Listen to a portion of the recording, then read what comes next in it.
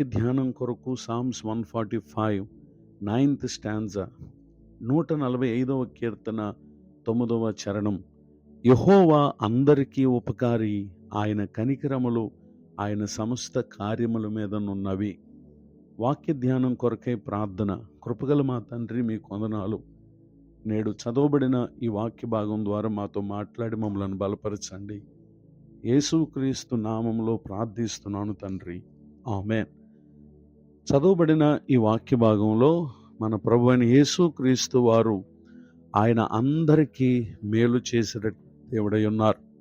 ఆయన చేయు సమస్త కార్యములు మన వ్యక్తిగత స్థితిగతులను బట్టి, పేరు ప్రఖ్యాతిని బట్టి, ధన సంపదలను బట్టి, మానవులు చూసేటటువంటి విధానాన్ని బట్టి కాదు, కానీ ఆయన తన కనికరముతో సమస్త కార్యాలను చేసేటటువంటి దేవుడై ఉన్నారు.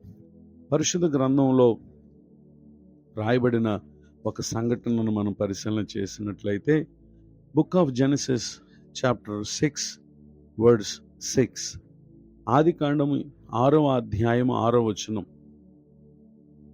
తాను భూమి మీద నరులను చేసినందుకు యెహోవా సంతాపము నొంది తన హృదయంలో నొచ్చుకొనెను. భూమి మీద నరులను చేసింది మన ప్రభువారే, సమస్త మానవాళికి సృష్టికర్త ఆయన. అయితే ఆయన నరులను చేసినందుకు ఎందుకని బాధ నొంది ఉన్నారు, తన హృదయంలో ఎందుకని ఆయన నొచ్చుకొని ఉన్నారు అని అంటే, వారి చెడుతనం భూమి మీద గొప్పదిగాను, వారి హృదయం యొక్క తలంపులను ఊహంత ఎల్లప్పుడూ కేవలం చెడ్డదిగా ఉండటం ప్రభు చూశారు. చూసినటువంటి దేవుడు ఆయన భూమి మీద ఉండకుండా తుడిచివేయాలని తలంచారు. అయితే వర్డ్స్ 8వ వచనంలో నోవాహు యెహోవా దృష్టి యందు కృప పొందినటువంటి వ్యక్తిగా ఉండటాన్ని ఇక్కడ మనం గమనించగలం. అందరి వేళల దేవుని కోపము ఆయన ఇక్కడ కనుపరిస్తే, నోవాహు పట్ల ప్రభువారు కృపను ఇక్కడ కనుపరచటం మనం గమనించగలం, లేదా కనికరమును చూపటం ఇక్కడ మనం గమనించగలం. కారణం ఏంటంటే, నరులందరూ చెడినటువంటి స్థితిలో ఉండగా నోవాహు నీతిపరుడుగా, తన తరములో నిందారహితుడుగా, దేవునితో కూడా నడిచినటువంటి వ్యక్తిగా ఉండటాన్ని ఇక్కడ మనం గమనించగలం. ఈ కారణాలు అందరి పట్ల దేవుని కోపము ఇక్కడ కనుపరిచిన నోవాహు విషయంలో ఆయన తన కృపను కనుపరుస్తూ ఉన్నారు. అయితే ఈ కృపను పొందినటువంటి నోవాహు దేవుని మాట చొప్పున తమ రక్షణ కొరకై దేవుడు ఓడను సిద్ధం చేయమని తెలియపరిచినప్పుడు, అతడు ఓడను సిద్ధం చేస్తూ ఇంచుమించుగా 120 సంవత్సరాలు అతడు చేసినటువంటి పని ఏంటంటే, second episode of Peter chapter 2 words 5, పేతురు రాసిన 2వ పత్రిక 2వ అధ్యాయము 5వ వచనం. మరియు ఆయన పూర్వకాలమందున్న లోకమును విడిచిపెట్టక భక్తిహీనుల సమూహం మీదకి జలప్రళయం రప్పించినప్పుడు నీతిని ప్రకటించిన నోవాహును మరి 7 కాపాడెను. చదవబడినటువంటి ఈ వాక్య భాగంలో నోవాహు తన కాలమందు అతడు నీతి న్యాయములను ప్రకటించినటువంటి వ్యక్తినిగా ఇక్కడ మనం చూస్తూ ఉన్నాం. నిజమే, ఏది నీతి ఏది న్యాయము అవన్నీ కూడా తన దినాల్లో అవి లేని పరిస్థితిలో ఉండగా వాటిని అతడు ప్రకటిస్తూ వచ్చినటువంటి విషయాలను ఇక్కడ మనం చూస్తూ ఉన్నాం.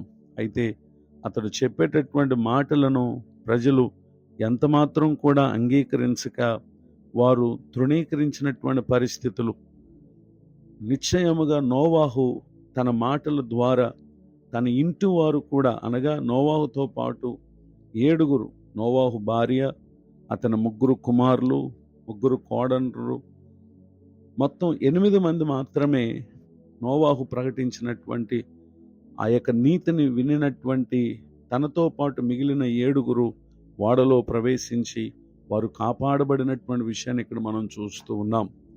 వారి అవిధేయతలను బట్టి వారికి ఆయన హెచ్చరిక చేసినప్పటికీ ప్రజలు దేవుని వలన కలుగు మంచిని పొందుటలో వారు పరిపూర్ణముగా చూపినటువంటి తిరుగుబాటు జలప్రళయంలో వారందరూ నశించిపోవటానికి కారణమైంది.